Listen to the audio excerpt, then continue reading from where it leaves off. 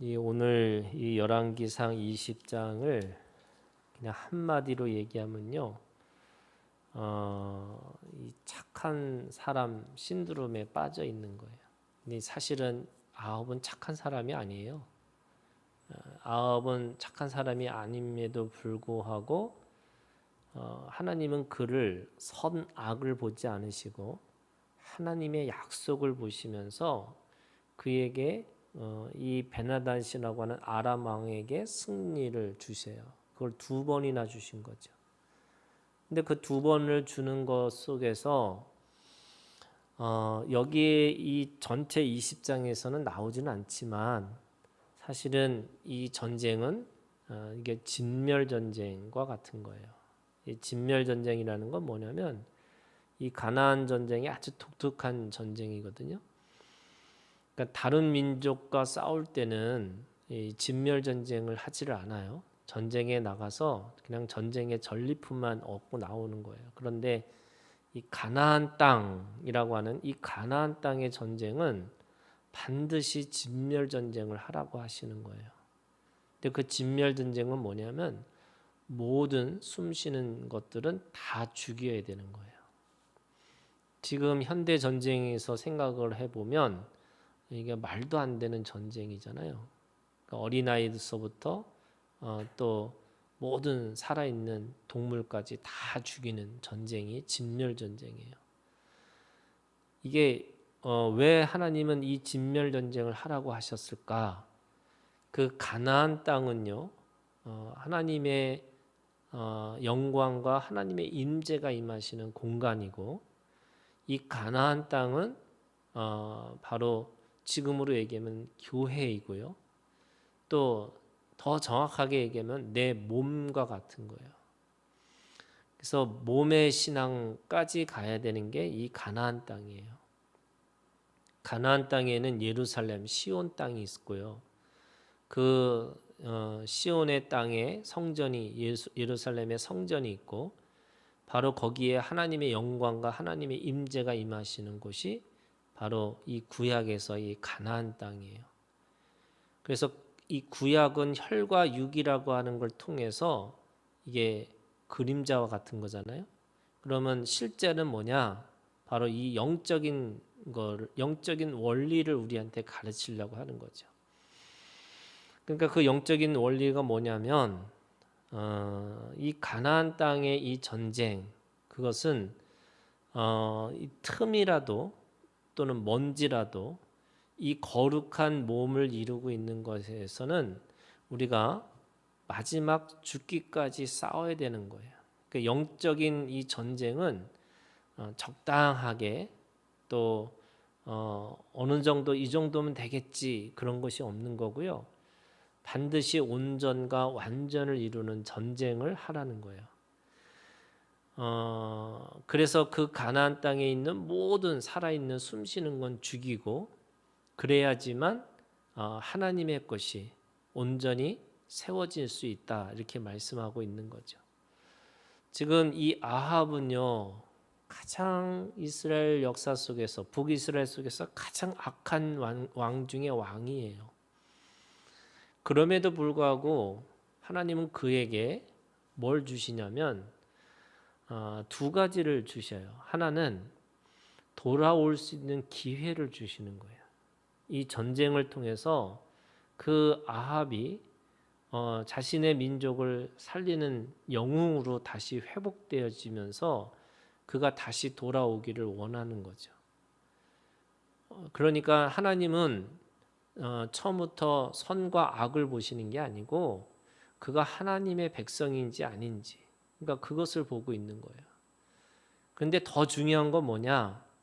하나님의 도구, 하나님의 그 은혜는 이 선인이든 악인이든 똑같이 이 비를 내리듯이 모든 사람에게 비를 내리시는데 그 비를 내리실 때에 그가 어떤 선택을 하는지 그게 오늘 말씀의 주제예요. 그게 40절에 있는 말씀이에요. 40절에 보시면은 지금 이 베나닥과 싸워갖고 32명의 왕과 그러니까 우리가 너무나 유명한 이 남자들이 맨날 싸웠는데 자기가 17대 1로 이겼다. 뭐 이런 얘기잖아요. 그런데 지금 32대 1로 이긴 거예요. 근데 한 번만 이긴 게 아니고 두 번이나 이긴 거예요. 그러면 얼마나 대단한 이 전쟁의 승리자예요. 근데 그 승리자라는 이것에 취해서 어떤 일이 벌어졌냐면 그 베나닷을 죽여야 되는 거예요. 왜? 진멸 전쟁이니까. 근데 이 진멸 전쟁을 잊어버리고 여기 보니까 인자왕이라고 하는, 그러니까 자신이 얼마나 인자한지를 보여주고 싶은 거예요. 자기가 꽤 괜찮은 사람인 것을 사람들한테 보여주고 싶어요. 그러다 보니까 어떻게 해요? 그 진멸 전쟁의 원칙을 잊어버리고 그냥 그 왕을 그냥 살려주는 거예요. 그러니까 그 살려주는 이 사건을 선지자 하나님의 사람이 와서 그거를 한 예를 들면서 지금 이 아합 왕에게 말하면서 마지막에 결론처럼 얘기하는 게 40절에 있는 말씀이에요. 종이 이리저리 일을 볼 동안에 그가 없어졌나이다. 그랬더니 이스라엘 왕 아합이 얘기한 거죠. 그 얘기를 해. 네가 스스로 결정하였으니 그대로 당하여 하리라. 그 결정은 누가 한 거예요? 그거 스스로 했다는 거예요. 그러니까 그 종에게 맡기지 말았어야 되는데 그 종에게 맡긴 것에 대해서 종이 도망간 거에 대해서 책임 누구한테 있는 거예요? 그러니까 자기가 네가 그렇게 결정했으니까 네가 결정한 대로 네가 스스로 당할 수밖에 없다라고 이야기를 하는 거죠. 근데 그거는 누구 이야기냐면 아합 왕의 이야기죠. 자기의 이야기예요. 이 베나닷을 살려주는 이 인자한 사람들한테 꽤 괜찮은 사람처럼 보여주고 싶으니까 그 하나님이 말씀하시는 이 진멸 전쟁을 하지 않고 그 왕을 그렇게 살려주는 거예요. 근데 그게 뭐예요? 네가 결정한 대로 그대로 당하리라. 그러니까 하나님의 말씀에 온전과 완전의 복종과 순종을 하지 않고 자기 임의대로 또 사람들에게 보여주고 싶어서 그렇게 하는 거죠. 그러면 다시 왜 이런 일이 벌어졌을까? 또 왜 그가 이 전쟁에서 이길 수밖에 없었을까라고 생각을 해보면 이 전쟁은, 이 진멸 전쟁은 누구에게 속한 전쟁이냐? 하나님 앞에 속한 전쟁이었어요. 근데 그 속한 전쟁의 근거가 뭐냐면요, 23절에 있는 말씀이에요. 아람 왕의 신하들이 왕께 아뢰되 그들의 신은 산의 신이므로. 이게 뭐예요? 여호와의 신은요, 그 당시에 사람들에게는 그 예루살렘 또는 이 지금 그들이 있는 사마리아와 그 일대들이 다 높은 고지대에 있는 거예요. 그러니까 고지대에 있기 때문에 그 고지대에서 싸우면 진다는 거예요. 왜 지냐? 여호와라고 하는 신은 산의 신이라고 생각을 하는 거예요. 그러니까 하나님을 무슨 거냐면 산신령이라고 생각하는 거예요. 그 산에 있는, 산을 지키고 있는 영이 바로 여호와의 신이다, 이렇게 생각을 한 거예요. 그러니까 우리가 만일 평지에서 그들과 싸우면 반드시 그들보다 강할지라. 그러니까 이 귀신의 특징이 뭐냐면요, 공간을 떠나면 힘이 없는 거예요. 그러니까 물 귀신은 물에서 나올 수가 없는 거고, 화장실 귀신은 화장실에 있어야 되는 거예요. 이게 다 구역에 있는 거예요. 그러니까 산에 있는 신이니까 평지에서 내려와서 싸우면 우리가 반드시 이길 것이다. 이게 이 전쟁이 신의 전쟁이었다는 거예요. 그러니까 하나님의 능력이, 하나님의 역사가 과연 그곳에 미칠 수 있을까? 이거잖아요. 그러다 보니까 28절에도 똑같이 그래요. 그때 하나님의 사람이 이스라엘 왕에게 나와 말하여 이르되 여호와의 말씀에 아람 사람이 말하기를 여호와는 산의 신이요 골짜기의 신은 아니라 하는도다. 그러므로 내가 이 큰 군대를 다 네 손에 넘기리니 너희는 내가 여호와인 줄을 알리라 하셨나이다. 그러니까 이 하나님이 이 아람과의 전쟁에서 이길 수 있는 걸 보여주신 가장 중요한 것은 하나님이 산에만 계신 분이 아니라 모든 곳에, 모든 만물 가운데 거하시는 하나님, 바로 이것이 유일신 하나님이에요. 하나님은 귀신처럼 여러 곳에 공간을 차지하고 있는 신이 아니라 이 만물을 지배하고 신들의 신 가운데 가장 뛰어난 신, 바로 여호와가 하나님이시라는 것을 아주 분명하게 보여주기 위해서 이 전쟁을 하고 있다는 거예요. 자, 그럼 이게 무슨 뜻이냐면 하나님이 하나님의 되심을 보여주는 이 전쟁이기 때문에 내가 얼마나 꽤 괜찮고 내가 얼마나 능력이 있고가 아니라는 거예요. 이 전쟁은 어떤 하나님의 전쟁이니까 하나님의 방법과 하나님의 원칙과 하나님이 가지고 있는 기준대로 하는 전쟁이어야 되는데 그거를 하나님에 속한 전쟁처럼 말은 하고 또 결과는 그렇게 얻었음에도 불구하고 자신이 가지고 있는 전쟁이라고 생각한 거죠. 그게 아합의 이 실수인 거죠. 그래서 아합에게는 어떤 것이 있었냐면 그거예요. 이 자유의지라는 게 자기가 마음대로 멋대로 할 수 있다라고 생각하는 자유의지가 있는 거예요. 그러다 보니까 네가 결정한 대로 네가 그것에 대해서 보응을 받을 것이다. 이거에 대한 심판의 말씀을 듣는 거죠. 그러면 오늘 우리가 이 말씀을 통해서 우리가 정말로 하나님 앞에 이 하나님에 속한 전쟁 속에서 내가 가지고 있는 이 자유의지, 하나님이 주신 자유의지예요. 그래서 오늘 말씀도 네가 스스로 결정하였으니 이거예요. 이 자유의지를 어떻게 우리가 이 하나님 안에서 사용할 것인가? 이 성경에서 말하고 있는 자유의지라는 게 도대체 뭐냐라는 거에 대한 원리를 우리가 깨닫는 거예요. 첫 번째는 이런 거예요, 여러분. 하나님이 우리에게 은혜를 베푸세요. 그거는 무한한 은혜예요. 근데 그 무한한 은혜 속에 뭐가 있냐? 여러분, 하나님이 우리에게 주신 책임이라는 게 있다는 거예요. 그 책임을 우리가 잊어버리면 하나님의 은혜 가운데 있으면서 어떤 걸 생각하냐면 책임을 지지 않으려고 하는 거예요. 자기가 우리 자유의지를 주셨다는 말은 그 자유의지, 결정한 것에 대한 분명한 자기의 책임을 하나님께서 묻겠다는 뜻이에요. 여러분, 종은 책임을 묻지 않아요. 무슨 말이냐면 종은 시키는 대로 하면 되는 거예요. 그리고 그 종은 그 시키는 대로 하는 거기 때문에 그냥 시키는 대로 그냥 로봇처럼 잘했느냐 못했느냐 이거에 관련돼. 그런데 자유인에게는요, 그걸 어떤 선택을 하느냐에 따라서 그가 하나님 앞에 더 가까이 갈 수도 있고 또는 그거에 대해서 실패할 수도 있다는 거예요. 그게 무슨 책임이에요.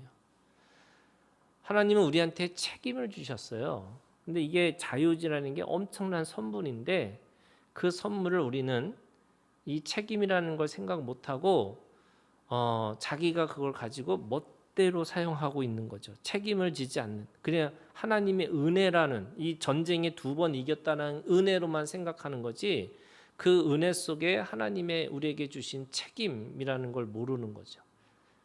그러면 그 은혜를 왜 그렇게 책임을 지는 거에 대해서 모를까라고 생각해 보면 은혜라는 게 공짜잖아요. 이게 은혜는 다 공짜거든요.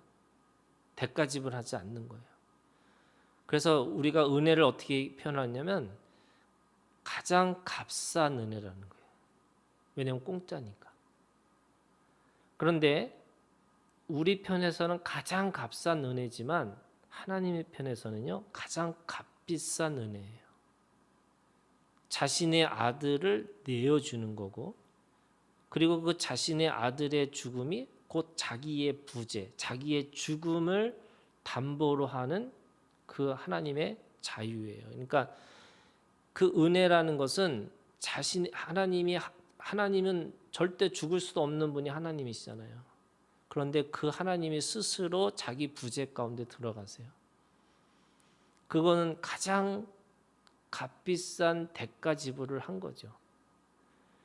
그러니까 오늘 우리가 받는 은혜는 공짜지만 그 은혜 속에는 무한한 하나님의 값으로 치를 수 없을 만큼의 대가 지불한 은혜인 거예요. 그 은혜를 받은 사람에게는 그 은혜를 생각할 때마다 우리가 가장 값비싼 책임을 가지고 살아야 된다는 거예요. 공짜니까 내가 마음대로 사용한다 이런 뜻이 아닌 거예요. 그래서 우리가 하나님의 은혜를 기억하고 은혜로 산다는 말은 그 하나님의 끝없는 사랑에 대한 가장 큰 대가 지불하신 그 사랑을 기억하면서 우리가 가지고 있는 선택이라는 게 그것이 하나님의 은혜 가운데서 가장 값비싼 대가 지불한 그 은혜를 기억하면서 책임을 지고 사는 거라는 거예요.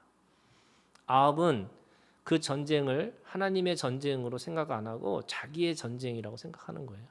그러다 보니까 자기가 결정했는데 그게 자기 멋대로 하는 거죠. 두 번째는요. 우리가 자유의지라는 것도요. 이 자유의지 속에 책임이라는 말이 있잖아요. 거기에 뭐가 있냐면 심판이라는 게 있는 거예요. 그러니까 책임 속에 결국 그 책임을 다하지 못할 때는 그 책임 가운데 가장 이 최악의 경우가 뭐냐면 심판받는 거예요. 그게 자유의지예요. 종은 했느냐 못했느냐 이거잖아요. 그리고 왜 더 잘했느냐 못했느냐 이거 따지지 않아요. 그러니까 종은 주인이 말하는 대로만 하면 돼요. 그런데 자유의지를 가지고 있는 이 사람에게는 하나님이 무한한 책임과 무한한 가능성을 주셨는데 그 무한한 책임과 무한한 가능성을 버리고 자기 스스로 그 수준의 선택을 할 수밖에 없다면 그것에 대한 심판이 있다는 거예요. 자, 이게 무슨 말이냐면요. 우리가 알고 우리가 보통 생각하는 게 가라지와 씨가 있잖아요. 근데 이 가라지와 씨는 뭐 내가 선택할 수 있는 게 아니에요. 그거는 처음부터 정해진 거죠. 처음부터 가라지는 가라지고 씨는 씨예요. 이게 1차적인 심판이라고 그래요. 근데 1차적인 심판에서 넘어가면 2차원의 이 심판이 있는데 그거는 하나님이 우리에게 자유의지를 가지고 그거를 통해서 자라나라고 하시는데 어떻게 하냐? 알곡과 쭉정이라고 하는 두 번째 차원의 심판이 있는 거예요. 그러면 오늘 우리가 쭉정이로 살지 않고 하나님 앞에서 알곡, 내가 바람에 떠내려가지 않고 또 불에 태워지지 않는 이 쭉정이가 되지 않고 끝까지 그것에 남아있는 알곡처럼 살려면 그 알곡으로 살아가는 선택을 하고 살아야 된다는 거예요. 근데 이게 쉽지 않죠. 이 신앙이라는 걸 우리가 생각해 보면 뭐 이 가라지와 씨는 처음부터 정해졌으니까 내가 씨라고 믿는 건 괜찮은데 알곡으로 살아가는 거는 책임이기 때문에 그것에 대한 책임을 하나하나 내가 그걸 어떻게 보면은 대가 지불하고 내가 계속 살아야 되는 부분이 있는 거예요. 책임 우리가 사람들이 자유인이 원하냐 종이 원하냐 다 자유인을 원한다고 하지만 사실은 종이 더 편하다고 생각하는 사람들이 더 많아요. 그게 뭐냐면 명령하시면 내가 따르죠. 그 명령하시는데 내가 그 명령한 대로만 움직이면 되는 거잖아요. 그런데 이 자유인은 스스로 그거를 결정하고 스스로 그거에 대해서 더 자신의 것에 온전과 완전의 것을 추구하고 살려고 하다 보니까 그게 더 힘들 수가 있는 거예요. 애굽에서 나온 노예 사람들이 이제 자유인이다라고 하니까 어느 순간에 그 자유가 너무 힘드니까 다시 애굽으로 돌아가고 싶은 마음이 있는 거예요. 왜? 그때는 아무 생각 없이 일만 하고 먹으면 되는데 여기는 어디에서 일을 하는 것도 없고 또 매일매일 이 음식을 주는 주인도 없는 것처럼 보이고 또 나를 지켜주는 안전한 것도 없는 것 같고 그러다 보니까 다시 애굽으로 돌아가고 싶은 마음이 있는 거죠. 그래서 알곡과 쭉정이라고 하는 이 두 번째의 심판이 있는데 그 속에서 내가 그 쭉정이로 살지 않고 알곡으로 살아내야 되는 믿음의 책임이 있는 거예요. 세 번째는요. 그 알곡도 30배, 60배, 100배라고 하는 차원이 있는 거죠. 그게 3차원의 심판이에요. 그러니까 하나님은 우리한테 한 씨가 열릴 수 있는 최대치가 100배예요. 그러니까 한 씨에서 얻을 수 있는 100배를 얻기를 원하시는 건데 사람들은 요 30배, 60배 이거로 만족하면 안 된다는 거죠.